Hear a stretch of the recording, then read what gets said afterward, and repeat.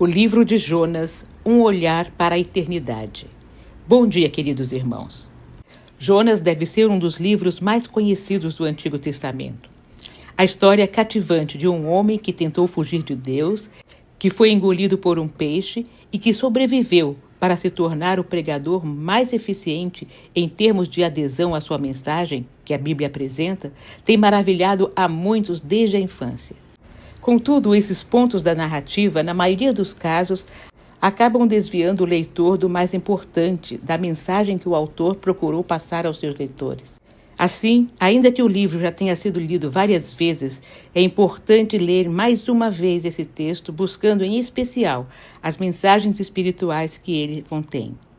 Ele foi o mais estranho de todos os profetas. Sua mensagem produziu efeitos até naqueles que não ouviram diretamente.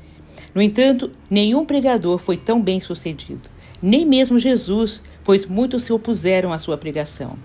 No hebraico, o sermão de Jonas se compõe de apenas 5 palavras, nada mais. Contanto, produziu um grande impacto. Jonas fez todo o possível para que a sua missão fracassasse. Ele tinha um espírito indignado, um preparo insatisfatório, um sermão medíocre. Resultado, um sucesso tremendo. A maioria dos pregadores trabalha duramente para obter bons resultados. Jonas trabalhou duramente para não ter bons resultados, mas ele teve sucesso apesar da sua atitude. Jonas foi o único pregador da história que ficou frustrado com o seu sucesso. Foi um profeta da tribo de Zebulon. Era filho de Amitai e natural, conforme 2 Reis 14:25, da vila de Gat-Efer. Essa vila ficava próxima a Nazaré, a primeira residência de Jesus, de quem Jonas era um sinal. O nome do profeta significa pomba e aparentemente não tem nenhuma relação com o seu ministério. Ao contrário do que muitos pensam, Jonas não atuou apenas no livro que leva o seu nome, mas profetizou também em 2 Reis 14:25 para Jeroboão II, e foi por meio de suas palavras de incentivo que Jeroboão recuperou o território anteriormente perdido para os sírios, 2 Reis 10:32 e 33. Jonas é mais conhecido pelo relato da mensagem que Deus o escolheu para levar aos ninivitas. Os ninivitas eram um povo terrível, cuja malícia havia subido até Deus.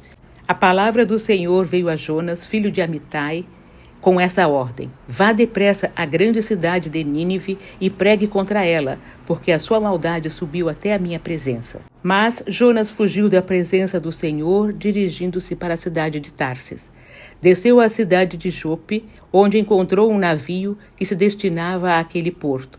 Depois de pagar a passagem, embarcou para Tarsis para fugir do Senhor. Conforme Gênesis 10, versículos 8 a 11, Nínive foi fundada por Nimrod, que foi um homem iníquo, e isso havia trazido um legado de maldição sobre Nínive, fazendo daquele povo um povo também iníquo. Nínive foi chamada de cidade sanguinária, toda cheia de mentira e repleta de despojos, pelo profeta Naum, lá em Naum, capítulo 3, versículo 1. Nínive também era uma cidade idólatra e havia ali um templo à deusa Estar. Estar era a deusa dos ninivitas. Essa era uma cidade tão grande que precisava de 3 dias para ser atravessada e foi a capital do poderoso Império Assírio. Mas, nos dias de Jonas, Nínive ainda não havia se tornado a capital da Assíria, mas a capital era Calá, que foi a capital do Império Assírio entre 880 a 701 a.C. Jonas diferencia-se dos outros 12 profetas menores, pois seu livro não contém várias profecias. Seu único anúncio profético é: ainda 40 dias e Nínive será destruído, no capítulo 3, versículo 4. Não tem mais que 7 palavras. Aliás, no hebraico, eram apenas 5 palavras. Em vez de profecias, o livro é mais histórico. Os assírios eram grandes guerreiros. O profeta Naum chama Nínive de cidade de sangue. Ela era chamada assim não só por causa das guerras que havia tido com as nações vizinhas durante alguns séculos, mas também pelas crueldades praticadas com os povos vencidos. Os ninivitas eram acostumados, depois das vitórias, de cortar as mãos e os pés dos soldados das nações inimigas e montarem pirâmides com as cabeças humanas dos povos capturados. quando não, abriam covas gigantescas e enterravam seus inimigos vivos. Eles eram um povo muito cruel, por isso que Deus disse que a malícia deles já havia subido até ele. Mas Jonas fugiu da presença do Senhor, dirigindo-se para Tarsis. Tarsis está localizada no sul da atual Espanha e muitos a identificam como a moderna cidade de Gibraltar. Nínive é a atual Mossul, no estado de Ninawa, no Iraque. A distância entre Jope e Tarsis é aproximadamente 3.500 quilômetros, enquanto que de Jope a Nínive são aproximadamente 1.100 quilômetros. Tarsis era provavelmente um posto comercial fenício e um importante centro de fundição de ferro na Espanha. Era um dos destinos mais longos do mundo antigo a partir de Jope. O desejo de Jonas era literalmente se distanciar do lugar da vontade de Deus. Há uma antiga tradição que diz que Amitai, pai de Jonas, foi morto pelos ninivitas. Israel sempre viveu guerras contra os assírios. Senaqueribe, por exemplo, era assírio. Inúmeros inimigos do povo de Deus eram nativos de lá. A existência dessa tradição pode nos propor uma nova explicação lógica sobre o porquê Jonas recusou ir profetizar contra Nínive. Durante muito tempo foi defendida a ideia de que Jonas recusou a ir a Nínive apenas por temer a maldade dos ninivitas. Mas existe outra opção de interpretação envolvendo os sentimentos de Jonas, que também nos explica a recusa do profeta. Levando em conta essa tradição que afirma que o pai de Jonas foi morto pelos ninivitas, podemos entender que havia uma resistência contra Nínive no coração de Jonas. Nínive estava prestes a ser destruída e Jonas sabia disso.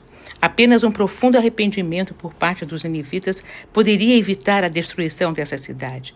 Caso Jonas não fosse a eles, eles não ouviriam a mensagem.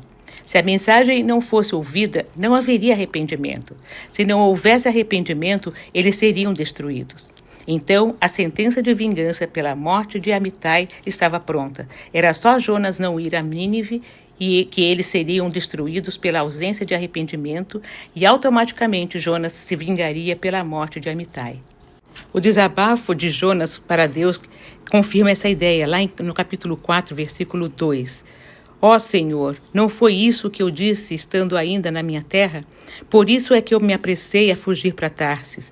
Eu sabia que és Deus clemente e misericordioso, tardio em irar-se e grande em amor, e que iria se arrepender do mal. Provavelmente Jonas também sabia que os assírios seriam usados por Deus como um meio para punir Israel. Ironicamente, o mesmo Jonas que havia sido enviado a Jeroboão II para assegurá-lo de que seu reino prosperaria, foi o mesmo que Deus escolheu para enviar a Nínive a fim de evitar a destruição dessa cidade. Somente se Nínive fosse preservada, o exército assírio poderia ser usado por Deus para corrigir o reino do norte em 722 a.C. Nenhum outro profeta foi tão fortemente direcionado a uma nação não judaica. Jonas pegou um navio para Tarsis para fugir de Deus. No entanto, Deus não deixa seus planos serem frustrados por interesses humanos e mandou uma tempestade sobre o mar Mediterrâneo por onde Jonas estava navegando. Essa tempestade quase partiu o navio ao meio e gerou grande prejuízo aos seus tripulantes. O surgimento inesperado dessa tempestade nos ensina uma lição. Existem tempestades que enfrentamos em nossas vidas apenas por causa da nossa desobediência à voz de Deus. Não estava nos planos iniciais de Deus essa tempestade para Jonas. Jonas trouxe para si pelas suas próprias atitudes. Algumas tragédias em nossas vidas acontecem simplesmente porque escolhemos fugir de Deus. Vale a pena considerarmos a sequência de descidas que fez parte da vida de Jonas no caminho da sua desobediência. Em vez de ir para Nínive, ele desceu para Jope. Quando entrou no navio, ele desceu para o porão. E ele concluiu sua sequência descendo ao fundo do mar, quando os marinheiros o jogaram para fora do barco. No caminho do homem que se afasta de Deus, sempre será um caminho de declínio, sempre terá descidas. E estranhamente, a primeira vez que Jonas vai orar em todo o livro é quando ele estava dentro das entranhas do peixe, no capítulo 2. Jonas não orou para ir para Jope, não orou para comprar passagem para Tarsis, não orou ao ir dormir no porão do navio, não orou quando a tempestade estava destruindo o navio. apenas se lembrou de orar quando as entranhas do grande peixe eram tudo que havia restado. Infelizmente, às vezes precisamos chegar às profundezas da vida para lembrarmos-nos de orar. O milagre na vida de Jonas não foi ter sido engolido pelo grande peixe, mas sim ter sido vomitado por ele vivo e sem nenhum dano digestivo. A Bíblia diz que Deus falou ao peixe e ele vomitou Jonas em terra. No ventre do peixe, Jonas orou ao Senhor, o que prova que ele não ficou inconsciente. Do que se trata o livro de Jonas? Não é simplesmente sobre um grande peixe que foi mencionado 4 vezes, ou sobre uma grande cidade mencionada 8 vezes, nem mesmo sobre um profeta desobediente mencionado 18 vezes. É sobre Deus. Deus é mencionado 36 vezes nesses 4 capítulos curtos, e se fosse retirado do livro, a história não teria sentido algum. Na verdade, o livro inteiro está cheio de milagres e não apenas o fato de Jonas ter sido engolido por um grande peixe e sobrevivido. Foi Deus quem enviou uma tempestade atrás de Jonas. Foi Deus quem acalmou o mar quando Jonas foi lançado para fora do navio. Foi Deus quem deu ordem a um peixe e este engoliu Jonas. Foi Deus quem preservou Jonas 3 dias no ventre do peixe. Foi Deus quem deu ordens ao peixe para vomitar Jonas. Foi Deus quem produziu o quebrantamento no povo ninivita e ao mesmo tempo a quem lhe ofereceu graça e misericórdia. Foi Deus quem fez brotar uma planta para trazer sombra e alento ao profeta, e também foi Deus quem fez a planta secar. Se tirarmos os milagres da Bíblia, ela deixa de ser a palavra de Deus. Há muitos críticos que dizem que a história de Jonas é uma parábola, não é verídica. Para negar a historicidade de Jonas e sua experiência no ventre do peixe, seria necessário negar a veracidade de Jesus como Filho de Deus. Lemos em Mateus 12, versículo 38 a 42 e Lucas 11, 29 a 32 o seguinte: aumentando a multidão, Jesus começou a dizer: esta é uma geração perversa. Ela pede um sinal milagroso, mas nenhum sinal lhe será dado, exceto o sinal de Jonas. Pois assim como Jonas foi um sinal para os ninivitas, o Filho do Homem também o será para essa geração. A rainha do sul se levantará no juízo com os homens dessa geração e os condenará, pois ela veio dos confins da terra para ouvir a sabedoria de Salomão, e agora está aqui quem é maior do que Salomão. Os homens de Nínive se levantarão no juízo com essa geração e a condenarão, pois eles se arrependeram com a pregação de Jonas, e agora está aqui quem é maior que Jonas. Se a história de Jonas tivesse sido mera ficção, então o sepultamento de Jesus na Sexta-feira Santa até a ressurreição no domingo de Páscoa também seria ficção. Se Jonas não é uma personalidade histórica, então sua profecia não existiu, nem os ninivitas se converteram. Jesus foi categórico ao afirmar que Jonas foi um sinal para os ninivitas, assim como ele era um sinal para aquela geração. Se Jonas foi uma lenda, então Jesus também precisaria ser uma lenda. Do contrário, não existiria uma conexão real de Jonas com Jesus. Quem deve merecer a nossa confiança? Cristo ou os teólogos liberais? Seja Deus verdadeiro e mentiroso todo o homem. O que o livro de Jonas ensina a respeito de Deus? O propósito do livro é mostrar que Deus ama as nações e sua salvação é para todos os povos. Deus é o personagem principal desse livro, pois o livro começa e termina com Deus falando. Deus é santo e não pode tolerar o mal. Deus não tolerou a maldade dos ninivitas e enviou Jonas para adverti-los. Nem aceitou a rebeldia de Jonas e enviou a tempestade para pegá-lo.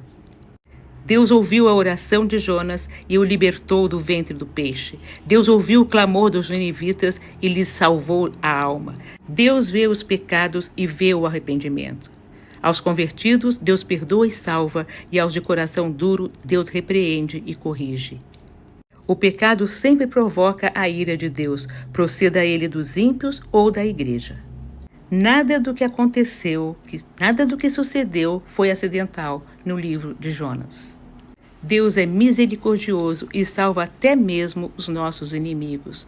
Jonas fica desgostoso com Deus não por causa da sua ira, mas por causa da sua misericórdia. Ele fica frustrado não com o seu fracasso, mas com o seu sucesso. A conversão dos ninivitas produz festa no céu e tristeza no coração do profeta. Enquanto os anjos celebram a conversão dos ninivitas, Jonas pede para morrer. A grande verdade do livro de Jonas é que Deus se recusa a odiar os nossos inimigos. Ele salva até mesmo aqueles a quem nós queremos condenar.